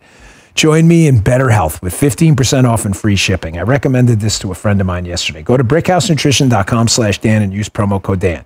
Pick up Field of Greens today using promo code Dan at brickhousenutrition.com/Dan. That's brickhousenutrition.com/Dan. Our last sponsor today. We appreciate your patience. They want to talk to you. They keep the show free. Thank you very much. Once again, MyPillow. They've been canceled by another box storage, you know? Here's the good news. They're passing on the savings to you. The standard MyPillow retails for $49.98. Now, for a limited time, you'll receive one for only $14.88.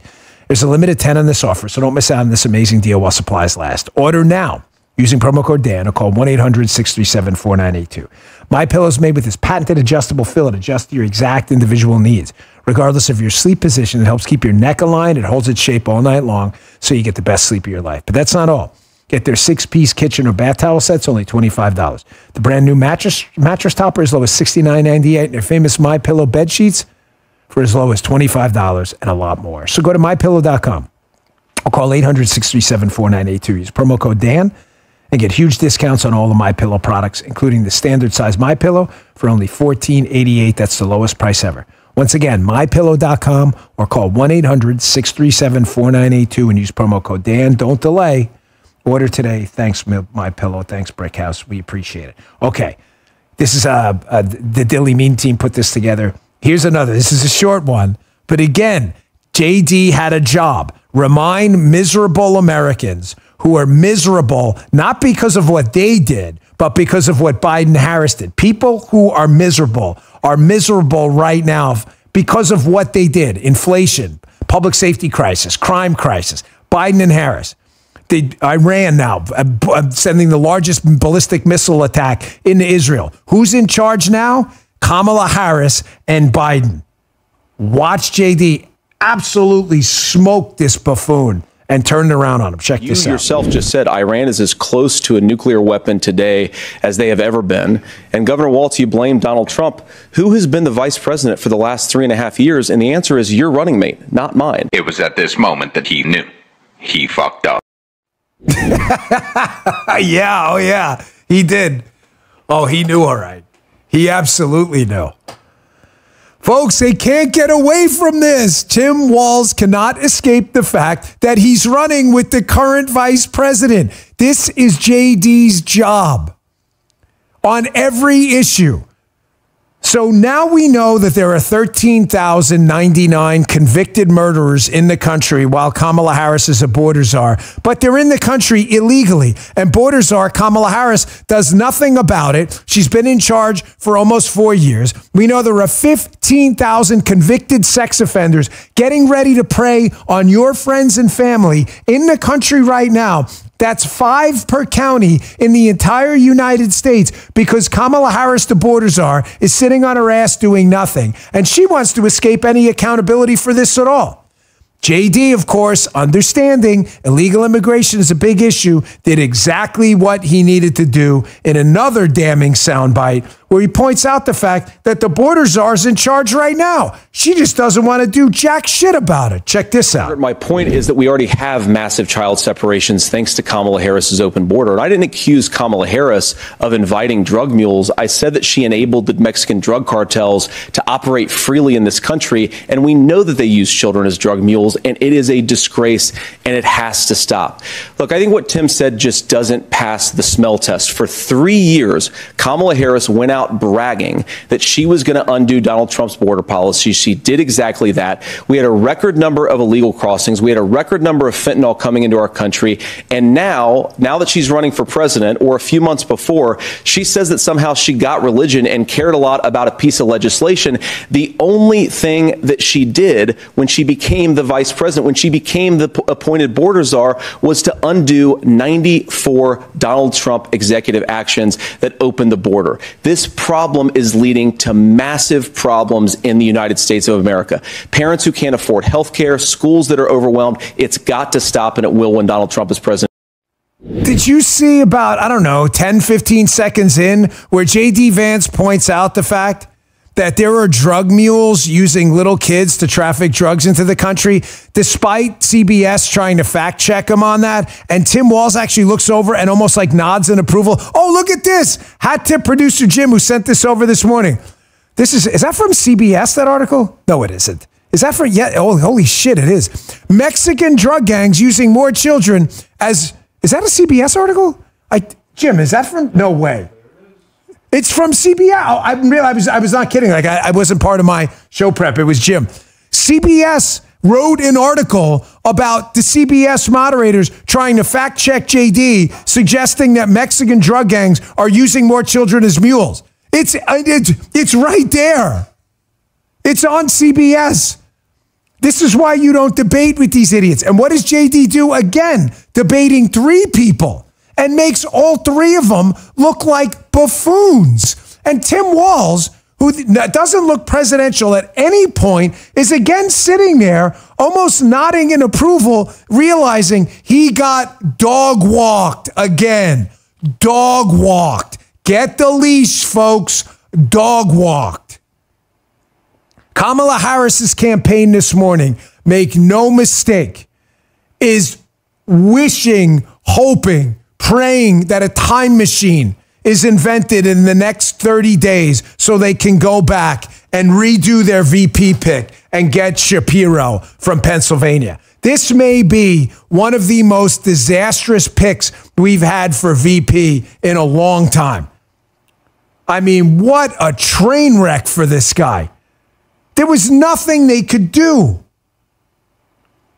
Now, I've become a big fan of this guy. He does great. How CNN hasn't fired this guy yet, I'm not hoping that happens. I'm just saying. There's this guy, Scott Jennings. He's a conservative they somehow allow on CNN, which is really bizarre. And he just routinely owns the panels. It's like 7-1, and he always wins. Unlike Tarloff, who always loses on the 5, like every single time. Greg will just openly mock her because she says ridiculous things. Jennings is always down 5, 6, 7-1. And he was on the panel last night. And folks, what he said about the debate post-mortem is absolutely correct. They're in real trouble today with the 0.5%. I don't want you to think anything that happened last night, like it's over, forget it, red wave. We're not doing that. One, it's not true. And second, honestly, nobody really cares about VP debates. A very limited number of people do. I'd rather win than lose, but let's not get cocky. We'll take a celebratory lap. I think JD has now dispelled any myths. He wasn't the right guy. But Jennings said it right, and I think the CNN panel is sitting there like, ugh, guy pretty much nailed it. Check this out. It's pretty clear Vance outclassed Walz tonight. I mean, I was watching this, and all I could think of was, man, Walz is so in over his head. I mean, can you imagine this guy sitting in the White House Situation Room with that facial expression that's like 50% sheer terror and 50% extreme bafflement. I mean, it was amazing, the split screen difference between a competent Vance and a totally in over his head Walz. The answer on why he lied about his trips to China and the Tiananmen Square thing was probably the worst VP debate meltdown since Stockdale in '92. Folks, sounds like something I told you before. And no, I promise you I did not get that idea from Jennings. That's why I put the clip. Well, it doesn't matter. I mean, I could say that all I want. I'm just telling you, like, me and him thought the exact same thing. You know what? Is there any way, Michael, can you pull the Admiral Stockdale moment in the VP? Why are you here? If you can, I'll show you what I mean. Listen, there's no sense right now relitigating the past. But the problem is this really did some damage. It did a lot of damage to Stockdale, and it's widely considered to be one of the worst moments in debates like ever. Yeah, that's it right there when you're playing in my ear. But yeah, if you get a second of it, it just did not go over well. I agreed with the second I got up. That's what I thought. Watching that last night and letting it stew, that the answer he gave about faking, this is, like fake civil rights activism. Don't worry about it, guys. I'll play it later on the radio show. If you can find it, we'll throw it in there.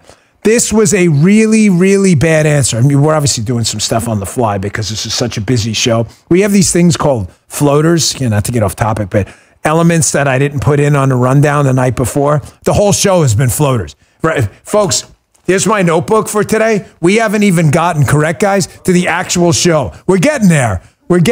We may get there eventually. They're in trouble after last night, but I don't want you to put too much weight into it. I think from this point on, Kamala Harris's team realizes that the strategy I've been discussing over the course of the last few shows, you know what it is? It's called shut up. That's their strategy. Don't say anything. Run out the clock. Here's the thing, though. You can only run out a clock in a game when you're ahead. That's the point. And I sincerely do not believe they're ahead. Which segues nicely to the first clip of the actual planned show that I wanted to run. Folks, if you've ever heard of Charlemagne, I'm not calling this guy to God. I don't care what he calls. It's not a knock. I don't do nicknames, okay? I just don't. I'm sorry. I'm not doing it. I'm not doing Diddy and all this other stuff. But when you say Charlemagne, it's whatever. Charlemagne is a very, very, very popular host. This guy has one of the most listened to shows in the country, and it has a rather large minority audience. This guy, Charlemagne, is, I don't get into what celebrities say because I really don't care. However, he has shown at least a willingness at some point to listen to what the other side has to say. Here's Charlemagne on this show, which I'm telling you has a huge, enormous audience. Here he is on his show talking about a really powerful political ad he saw during football this weekend. And keep in mind, this guy's no big Trump guy at all, not even close. I'm telling you, folks, Pennsylvania and the minority vote are the two things the Democrats are sweating about.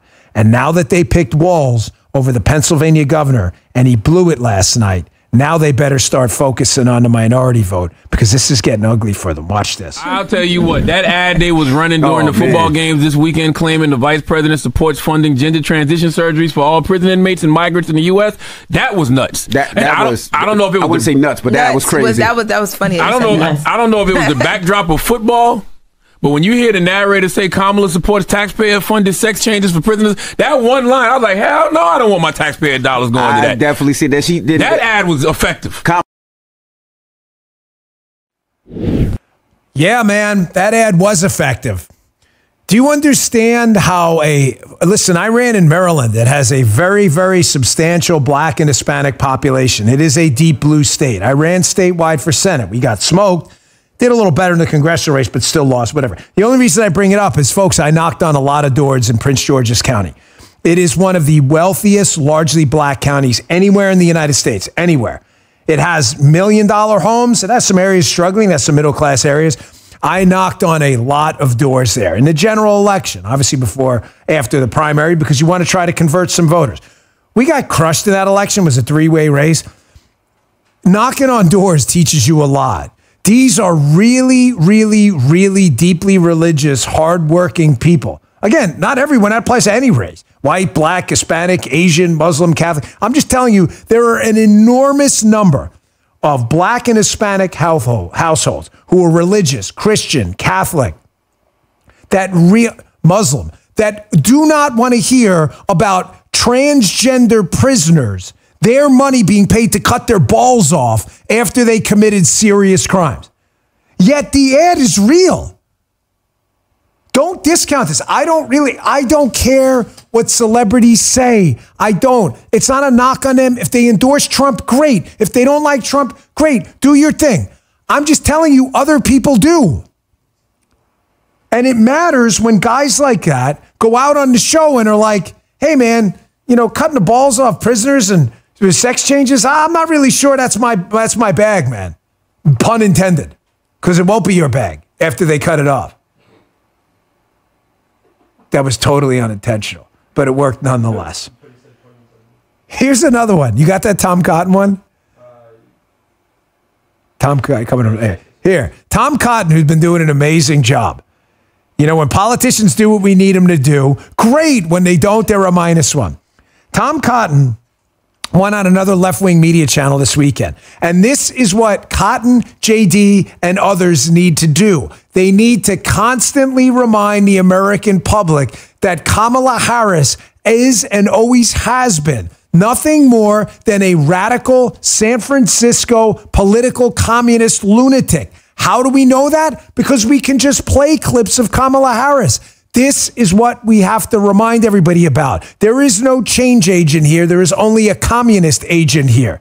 Check this out. Well, I think they deserve to hear a lot more from Kamala Harris because she's been lying to them for the last 3 months. If you look at her record, she's been trying to run away from it from the very moment she took the nomination from Joe Biden. She wants to ban gas-powered cars. She wants to give reparations based on race.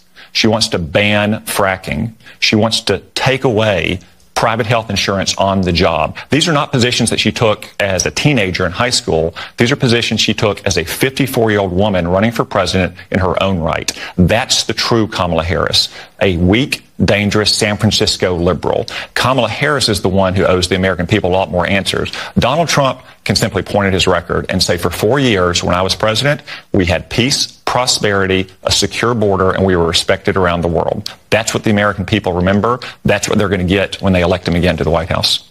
This is our only job from this point forward. Folks, the only damaging political narratives are ones that change your pre-existing notion of who a candidate is. Remember it, tattoo it on your forehead every time you look in a mirror. Well, maybe not a permanent tattoo. Don't forget it. Kamala Harris is introducing herself to some American voters who may decide the election for the first time. Dan, she's vice president. Folks, I'm telling you, there are people who don't know who she is. Pull yourself out of your own bubble for a second. And I don't mean that as a dick. You guys are really smart. I promise you it's a compliment, not a backhanded one. You're like, who the hell doesn't know she's a San Francisco liberal? Trust me, the same people who didn't know the Hunter Biden laptop was real and said they would have voted differently. Listen to your guy. There are people who are seeing her ads for the first time, like, she's running for president? Oh, wow, that seems cool. She opportunity economy, wow. They don't even realize the economy they're in now that has no opportunity is hers. This is Cotton's job. This is JD's job. Is this clip from Tom Cotton on Deface the Nation going to be seen all over the country? No. But folks, if 100 people change their vote and go, holy shit, that's right, this guy's not crazy, that's what we need. This is who she is. Wait, I'm going to go to the DEI one next. How does this one make you feel? And the thing is about my show is it's not difficult to prove to you who Kamala Harris is because I don't need to play third parties. I only have me, Kamala Harris, and a third party. All I have to do is play Kamala Harris. I don't need someone talking about Kamala Harris like Cotton, although it's helpful. I can just play Kamala Harris. How do you feel right now if you're in North Carolina, Western North Carolina, underwater or trying to recover from just an entire annihilation of your town? If you're in East Tennessee, Georgia, the panhandle of Florida. How do you feel right now that this is Kamala Harris's position on disaster relief, which is your money? You've given it to the federal government at the end of a barrel of a gun. They'll arrest you if you don't. How do you feel that Kamala Harris, running for president, her stated position on this was that we really need to start looking into disaster relief through like a DEI lens? Oh, really? So if you happen to be white and live in Asheville, North Carolina, or someone else, you should get less money than someone else who happens to be a minority, even though you have paid the same lesser or more taxes? I don't have to play a third party. I only have to play Kamala in her own words because this is who she is. Go with it. It is our lowest income communities and our communities of color that are most impacted by these extreme conditions and impacted by issues that are not of their own making. And so women. Absolutely. And so we have to address this in a way that is about giving resources based on equity, understanding that we fight for equality, but we also need to fight for equity, understanding not everyone starts out at the same place. And if we want people to be in an equal place, sometimes we have to take into account those disparities and do that work. You never notice how the communist equity people, equity like Kamala Harris, are never willing to live by the lifestyle they want you to subscribe to? Did you ever notice that? Kamala Harris grew up an upper middle class existence to upper middle class parents. Look it up. Look at the neighborhood she grew up with north of the border. Go look. It is not a poverty-stricken area by any stretch. Kamala Harris is now a very wealthy person. She's the vice president of the United States. Yet, why doesn't Kamala Harris redistribute her own income to make sure that everyone else who's struggling has the equity she says you should subscribe to as a governing business model? The answer is because she's full of shit. And so is every other rich liberal loser out there who won't do a damn thing to lift a finger for anyone except if it's giving the middle finger to immigrants they're shipping off their rich enclaves in Martha's Vineyard. These people are full of shit. Imagine your house, your neighborhood, your drugstore, your job, and your grocery store were just wiped out. And you're getting a lecture from Kamala Harris about how, hey, you may have had a little more, so you're going to get a little less from us, even though the government at the barrel of a gun's been stealing your money forever. This is who she is, folks. It's who she is. All I've got to do is play it for you. This is who she is. Imagine you're this North Carolina resident. This is a video that went viral. She's describing the horror of Hurricane Helene and its effects on North Carolina and elsewhere too, Tennessee, Georgia, Florida. Let's not forget that. I want you to pay very close attention to what she says at the end. Kamala Harris, who's all for big government stealing your money to give to other people, even though she's rich and famous and won't do a damn thing to help people herself. Either will Joe Biden. Joe Biden takes from the Chinese Communist Party. He didn't give to anyone. I want you to listen to this resident at the end and say, listen, this is bad. And if you think the government's coming to save you, you're out of your mind. No truer words have ever been spoken. Listen to this. The looting has picked up major steam. I was advised yesterday by a county sheriff to make sure that anybody out and about is carrying, and in his words, carrying with the safety off. There are very aggressive people out there, and I'm just going to go ahead and say this. It's not because they're necessarily awful. They're desperate. Desperate people do desperate things, y'all. And why are they desperate? Because there's no water in some of these communities. We have neighbors in North Carolina with no water. And all I can say is this, the government ain't coming to save you, not now, not ever, because they don't care about you, the people, anymore. It is the citizens who are going to have to step it up. Folks, I can't warn you in strong enough terms if you live in a disaster zone that if you don't have a competent conservative in charge, you are screwed. We live down here in Florida. You have a hurricane, DeSantis and the state governments are all over it. I live here. Don't tell me it didn't happen. Luckily, my area specifically hasn't been through a hurricane with DeSantis in charge or a serious one. But friends, family of mine who live on the West Coast have. People I know over in Sanibel, the area I ran for Congress, I know the area well. I ran for Congress there. They can't believe how quick the response is.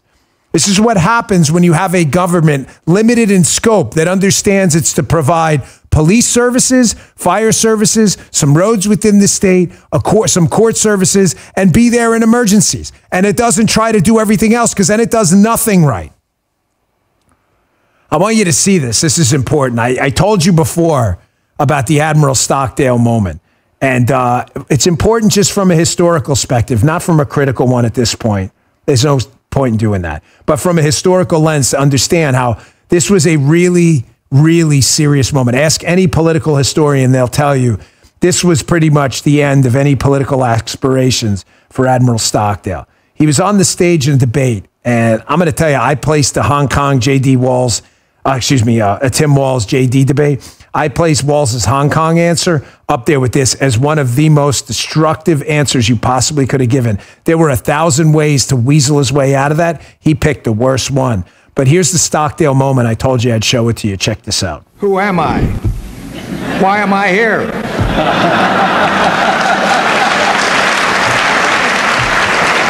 I'm not a politician. Everybody knows that. So don't expect me to use the language of the Washington Insider. 37 years in the Navy, and only one of them up there in Washington. And now I'm an academic. The centerpiece of my life was the Vietnam War. I was there the day it started. I led the first bombing raid against North Vietnam. I was there the day it ended, and I was there for everything in between. 10 years in Vietnam, aerial combat, and torture. I know things about the Vietnam War better than anybody in the world. I know some things about the Vietnam War better than anybody in the world. And I know how governments, how American governments can be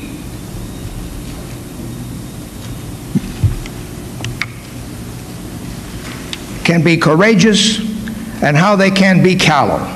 And that's important. That's one thing I'm an insider on. Folks, the sad thing was this guy this gentleman was a real hero. It still is. I mean, it's this doesn't take away from it. And that moment, once it was seen by so many people, the word is, I heard from people who were around him at the time from my prior line of work,